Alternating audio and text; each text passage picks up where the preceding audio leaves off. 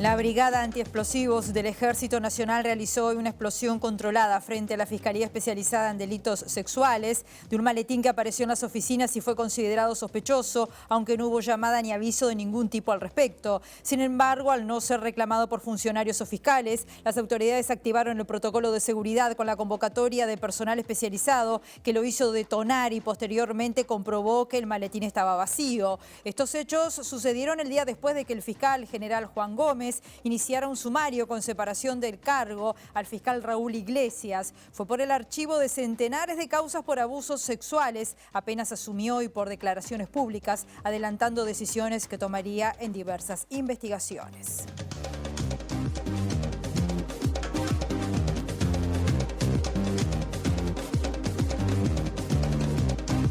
¿Qué tal? ¿Cómo están? Bienvenidas, bienvenidos a MB Noticias. Comenzamos el informativo desde Montevideo, que se presenta a esta hora con 13 grados. La máxima anunciada es nada más que 14.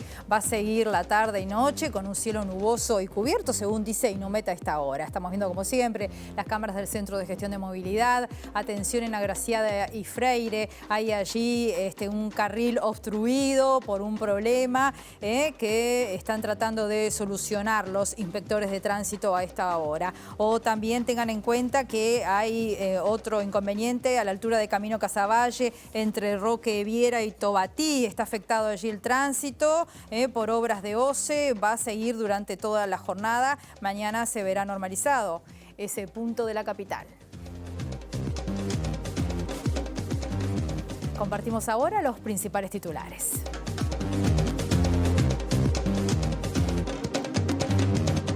Sindicatos de ANCAP realizan a esta hora un acto frente a la Torre Ejecutiva en rechazo de las privatizaciones por recuperación salarial y rendición de cuentas.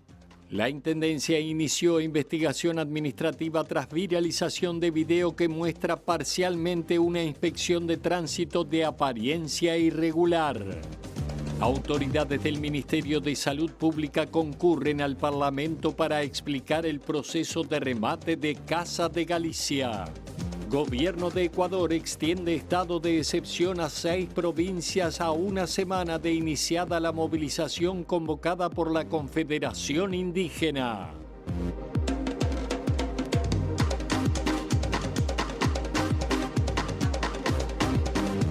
Vamos a ver en qué están trabajando nuestros periodistas. Vamos a Torre Ejecutiva. Eduardo Delgado está por allí. ¿Cómo estás, Eduardo? Bienvenido. Buen mediodía para ti.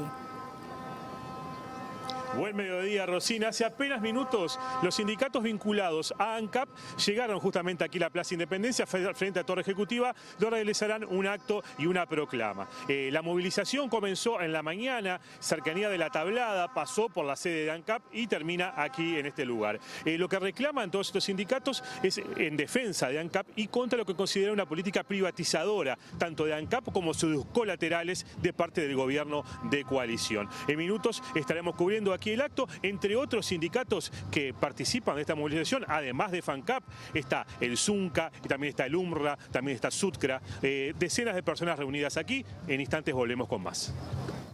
Muchas gracias, Eduardo. El otro móvil está en otro de los puntos de atención. Hoy hablamos de Fiscalía. Mauricio Pérez, ¿cómo estás? Bienvenido, buen mediodía.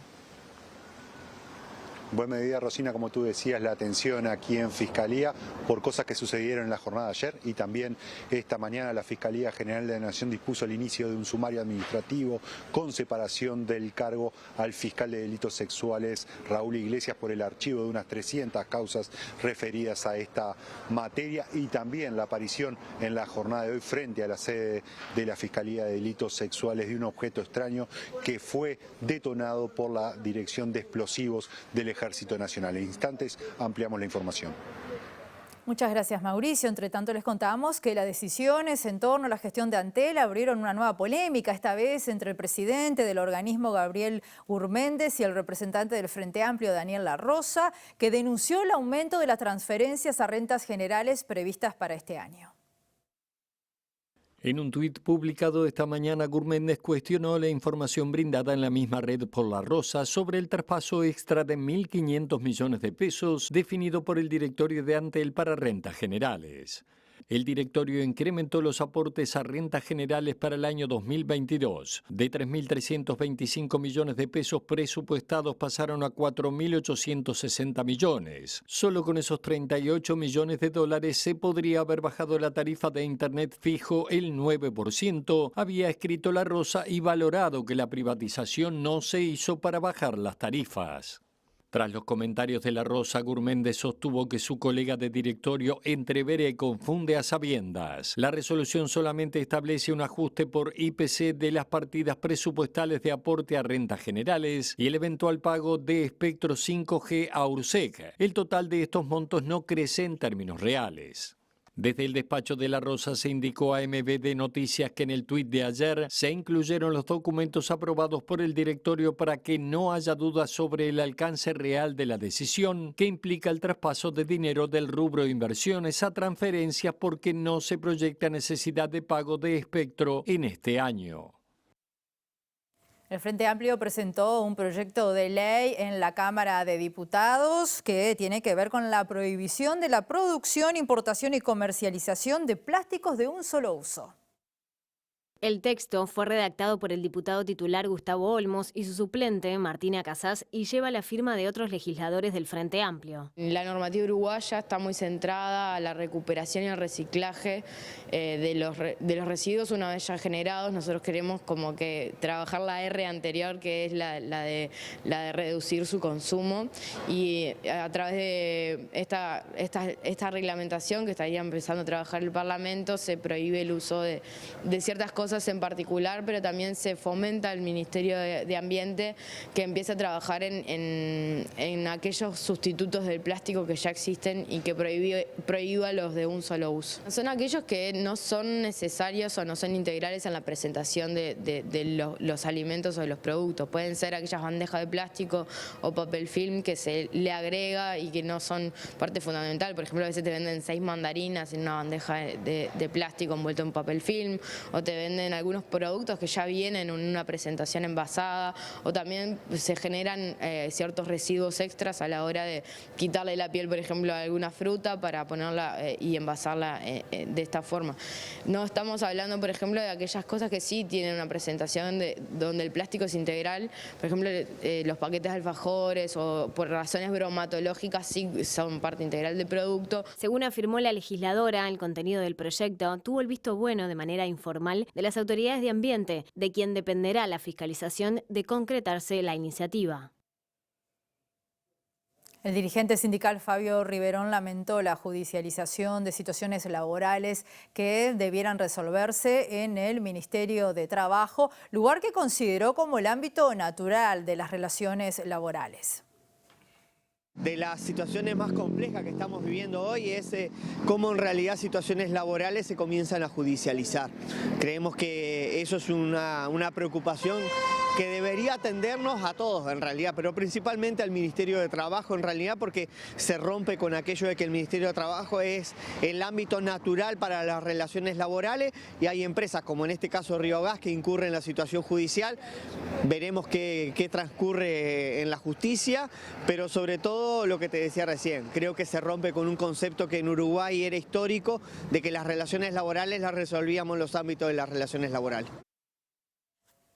La Suprema Corte de Justicia falló a favor del sindicato del Mides y ordenó la reposición en su puesto de la referente sindical del departamento de Artigas, luego que fuera echada en el año 2020 de manera injustificada, comprobándose la persecución.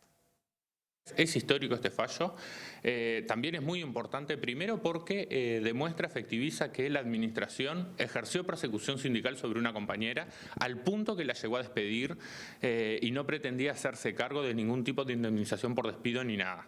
La justicia termina fallando en la Suprema Corte de Justicia reconociendo que existió esa persecución sindical y que la compañera debe ser restituida, y además para nosotros es lo histórico, más allá del caso particular que es sobre lo que se expresa la Corte, establece un precedente de que los contratos a término, cuando no existe una razón justificada para echarlos, no deben ser echados. Si las tareas, el contrato establecía que se debía renovar mientras existiera la necesidad del servicio y un buen desempeño de la trabajadora. La trabajadora no tuvo evaluaciones y sin embargo se la decide echar después de tratarla de sindicalista en su oficina por parte de los jefes, de los cargos de confianza, de hacerle problemas para poder asistir a alguna actividad sindical o participar de alguna asamblea, y eso para nosotros es clara persecución sindical. Esto también en el marco de la rendición de cuentas nos parece que es importante porque estamos en las vísperas de la necesidad de regularizar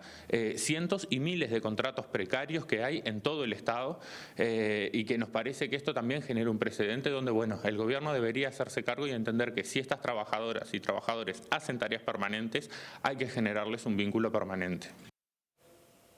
Volvemos a Fiscalía con Mauricio Pérez para ampliar la información de la que hablaba al inicio del informativo. Adelante, Mauricio.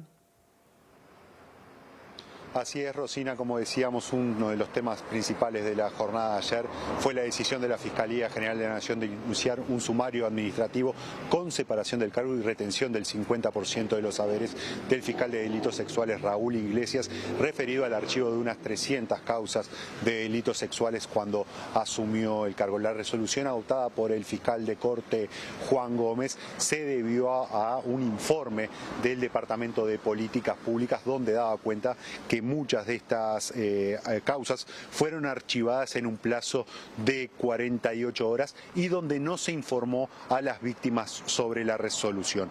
En esta causa referida al inicio de un sumario administrativo está vinculado no solo el archivo de las causas, sino también la disposición del fiscal Iglesias de no informar a las víctimas sobre las decisiones que estaban tomando, así como adelantar información a través de la prensa sobre medidas cautelares que serían modificados en la causa de la violación del cordón. En esta jornada estuvimos conversando con distintos actores de Fiscalía, por el momento silencio de todas las partes, tanto desde las autoridades de la Fiscalía General de la Nación como del fiscal Iglesias. Personas allegadas al fiscal, sin embargo, manifestaron a MBD Noticias que el fiscal decidió guardar silencio por un tiempo, pero también que está convencido del accionar correcto de su actuación. El fiscal Iglesias también fue pasado al Tribunal de Conducta por parte de la Asociación de Magistrados Fiscales, esto vinculado a sus declaraciones sobre la existencia de fiscales militantes. Pero en la jornada de hoy la Fiscalía también se vio movilizada con la aparición de un objeto extraño aquí en la puerta de Cuareim y Uruguay, aquí en la Fiscalía de Delitos Sexuales, un paquete, un maletín que fue encontrado por un funcionario policial en horas de la mañana y que se realizó la denuncia ante el 911. El maletín fue implosionado por parte de la dirección del Ejército, la dirección de explosivos del Ejército. Esto nos decía el jefe de esa división del Ejército en la mañana de hoy, después de implosionar el maletín.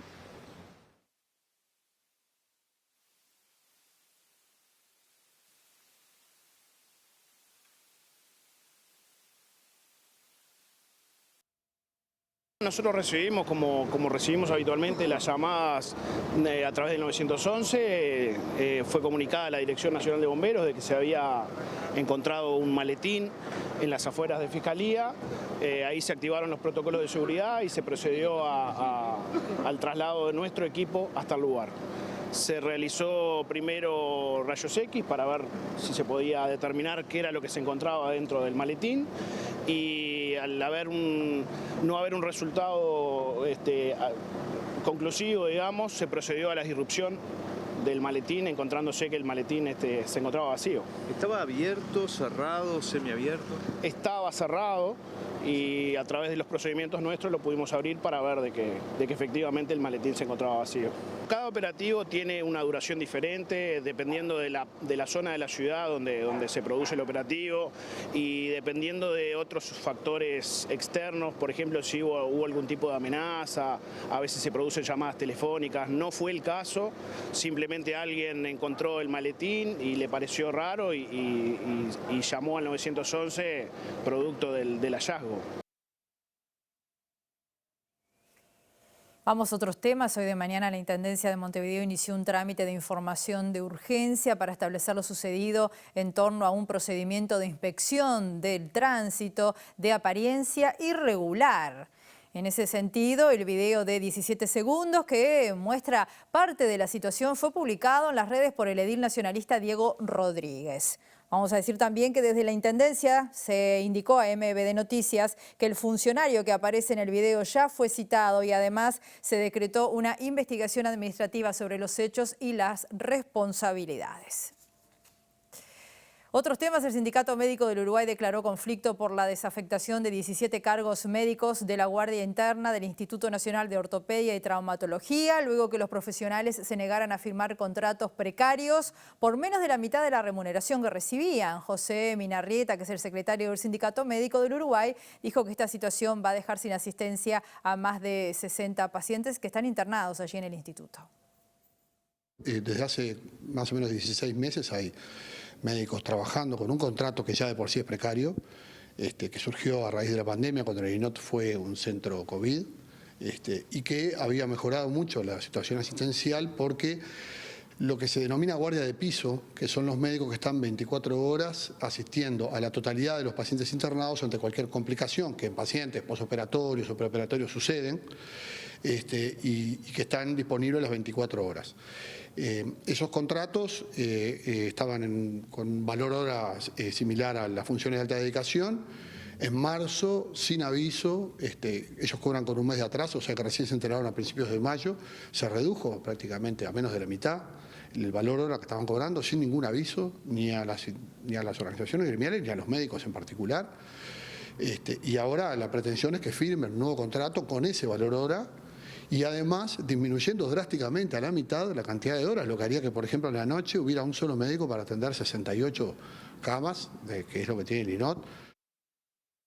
Las autoridades del Ministerio de Salud Pública van a concurrir mañana a la Comisión de Salud de la Cámara de Diputados a exponer sobre el remate de la mutualista Casa de Galicia. La senadora Sandra Lasso dijo que se quiere saber también en qué etapa está la distribución de los usuarios de las IMAES.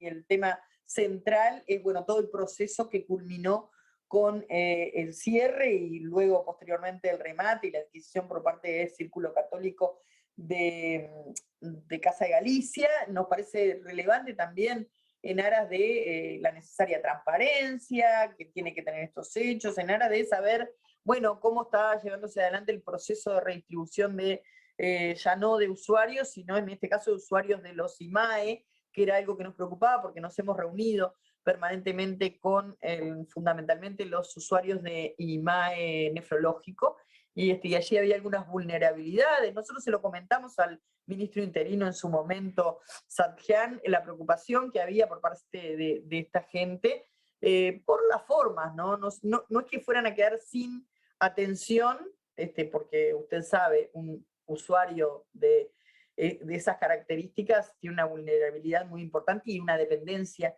tremenda del tratamiento, pero sí hay toda una cuestión emotiva, psicológica, que también debiera ser contemplada. Entonces nos parece que es relevante que el Ministerio comparezca. Vamos a estar concurriendo allí a la Comisión de Diputados.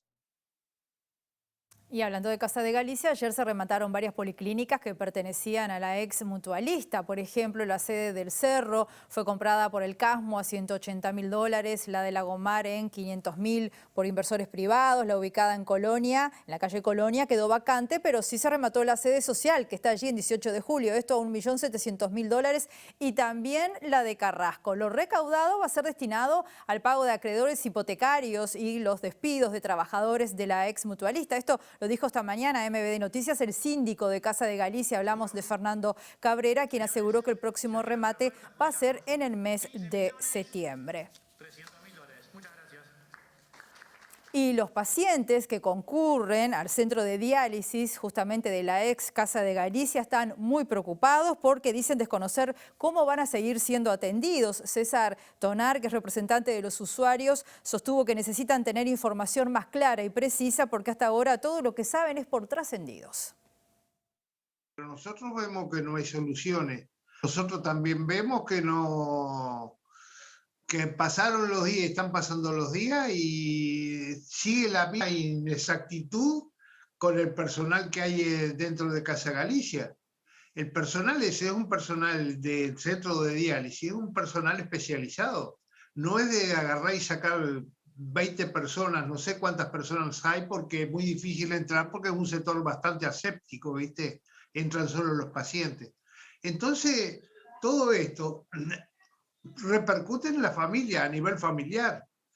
Y es muy difícil. Cipriani dijo que estaban todas las condiciones normales, pero vemos que hasta la parte de traslado, están las personas que las trasladan a ella, están dubitativos, que no saben si van a quedar o no van a quedar, y son personas que cuando salen del centro de diálisis salen agotadas. Volvemos a la torre ejecutiva con Eduardo Delgado, allí a la movilización de varios sindicatos. Adelante, Eduardo. Salud hoy por movilizarnos y por todas las grandes movilizaciones. Sí, Rosina, comenzó la oratoria aquí del acto, estaba hablando Abigail Puch en este momento, cientos de personas aquí presentes en la torre ejecutiva en defensa de ANCAP y contra las privatizaciones, tanto de esta empresa como de sus colaterales. Escuchamos parte del discurso que están dando ahora. Esta es una gran jornada de movilización y de lucha, que se ata y se entreteje con una zona muy particular, porque desde hace semanas nos venimos movilizando, desde hace semanas venimos pidiendo al Gobierno Nacional, a través del Poder Ejecutivo, políticas claras, soluciones claras, y porque seguimos reivindicando que no queremos seguir perdiendo salario, que queremos generación de empleo decente, empleo genuino. Y esas son las movilizaciones que se han desarrollado desde el comienzo de este mes. Y lo queremos atar, porque lo queremos atar a la gran movilización que hicieron nuestros compañeros de la Coordinadora de Sindicatos Industriales, encabezado por aquellos compañeros y compañeras de la Sinter que se quedaron sin laburo, por los compañeros de la Federación Láctea que aún pelean por convenio colectivo. Y queremos atarlo también a la lucha que han dado nuestros compañeros y compañeras de los distintos sindicatos de la educación, pidiendo y peleando por presupuesto, junto con nuestros gurises estudiantes de todos los gremios. Y también anduvieron por acá y por esta zona y por esta plaza, que se convierte en un centro de lucha, nuestros compañeros estatales, nuestros compañeros de la Federación de Funcionarios de Salud Pública. Y hoy nos encontramos todos nosotros y nosotras, y seguirán las movilizaciones como la del Zunca, preparando una gran jornada nacional de paro para el 7 de julio, donde todo el movimiento sindical se va a movilizar a lo largo y ancho del país. Bien, estamos viendo entonces allí parte de lo que es esta movilización a las puertas de la torre ejecutiva. Abigail Puch, dirigente de Fuesis, en estos momentos está haciendo uso de la palabra. Vamos a tener todo esto desarrollado, obviamente, en nuestra edición central. Hacemos ahora una pausa muy breve, volvemos enseguida.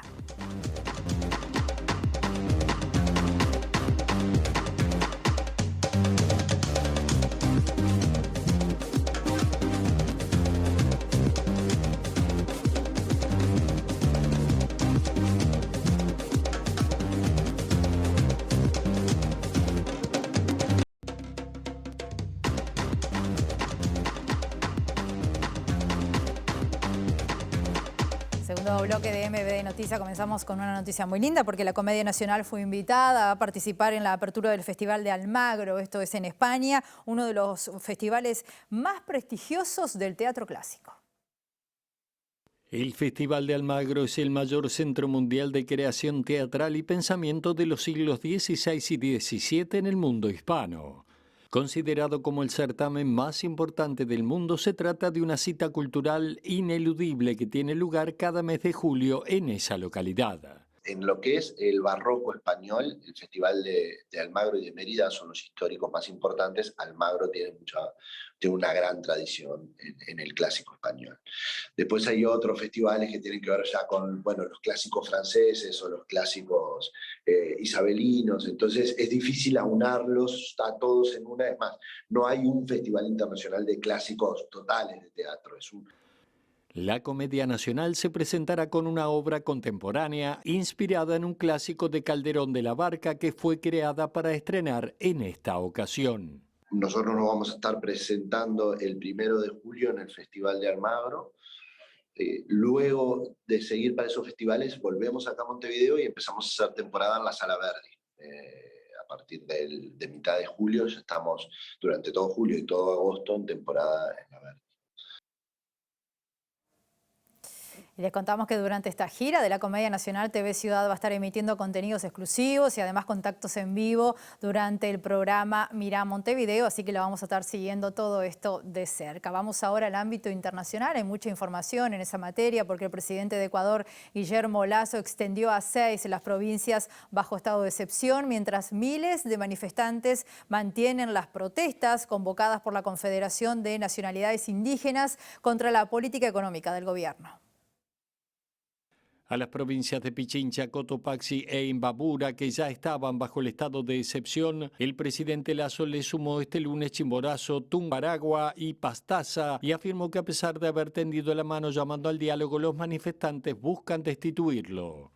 La opositora y mayoritaria Confederación de Nacionalidades Indígenas realiza desde hace una semana protestas con bloqueos de carreteras y manifestaciones en ciudades, principalmente en demanda de una reducción de precio en los combustibles y otras reivindicaciones contenidas en un pliego de 10 puntos, como refinanciamiento de deudas para el sector del agro y mejorar los precios de los productos. Varios miles de personas llegaron ayer a Quito para manifestarse contra Lasso, cuyo manejo de la situación fue tildado de errático por parte del Legislativo, que con 81 votos en 137 aprobó una resolución en la que exige al gobierno una propuesta seria, clara y honesta de diálogo y llamó a una mesa de trabajo a organismos como la ONU, la Cruz Roja, universidades y la Iglesia Católica para proponer mecanismos de solución. El cierre intermitente de vías se extendió a más de la mitad de las 24 provincias y las manifestaciones derivaron en algunos casos en choques con la fuerza pública, dejando detenidos y decenas de civiles y agentes heridos, mientras que un hombre falleció al caer por una quebrada en el norte de Quito cuando huía de la represión policial. La India celebra hoy la 8ª edición del Día Internacional del Yoga con demostraciones masivas de la milenaria práctica de origen indio bajo el lema este año de Yoga para la Humanidad, una herramienta que ayuda a obtener paz, según entienden ellos, en un mundo que vive tiempos de especial inestabilidad. La India celebra el Día Internacional del Yoga. Con un saludo al sol, miles de personas conmemoraron en diferentes ciudades del país esta milenaria práctica de origen indio. El lema de este año es Yoga para la Humanidad, con el que busca dar paz a sus practicantes en un mundo que vive tiempos de especial inestabilidad. El primer ministro de la India, Narendra Modi, ofreció este martes un discurso en el Palacio de Mysore, en el centro del país, donde también acudió a una clase masiva de yoga. Especialmente durante la pandemia y la lucha contra el coronavirus, la India y Modi impulsaron el yoga como una manera de combatir el impacto físico y emocional del virus, así como para conseguir paz dentro de los largos periodos de aislamiento que experimentó el mundo. El Día Internacional del Yoga fue proclamado por Naciones Unidas con el objetivo de crear conciencia sobre los muchos beneficios de practicarlo. Países de la región como Nepal o Malasia celebraron también este día con prácticas masivas de yoga. La disciplina tiene su origen en los antiguos Vedas, unas escrituras hindúes que datan del 1500 a.C. y forman la base de la religión hindú. Antes de irnos, volvemos allí al entorno de la Torre Ejecutiva, esta movilización que está en marcha hasta ahora de varios sindicatos. Estaba hablando hace unos minutos representante de Fuesis, vemos qué está pasando ahora. Las posibilidades están muy limitadas. Sí, Rosina, en este momento habla el representante del sindicato de los trabajadores de la industria química y así lo harán respectivamente luego otros representantes de diferentes sindicatos que apoyan esta movilización, entre ellos Fuesis, el Zunca y la UNRWA. Hay que recordar que esta movilización es en defensa de ANCAP y en defensa de sus colaterales, lo que estos sindicatos consideran que hay una política privatizadora de la coalición de gobierno. Los dejamos con la continuación de este acto. Compañeras que están haciendo de intérpretes de lengua de señas para que todos puedan comprender la oratoria, que nos vienen como siempre en todas las actividades del movimiento sindical acompañando. Ahora le damos la palabra al compañero Rubito de allá de Bella Unión del Soca. Salud, compañeros. Venimos desde el norte a saludar a esta movilización como integrante de la coordinadora. A veces nos dicen en Bella Unión, ¿qué hacen ustedes ahí? Le explicamos. Nosotros, cuando... Bien, sigue entonces esta movilización importante allí en Torre Ejecutiva de parte de varios sindicatos vinculados a ANCAP. Vamos a estar ampliando, obviamente, toda esta información a las 19 horas en nuestra edición central. Nos vamos, que pasen muy bien, los esperamos mañana.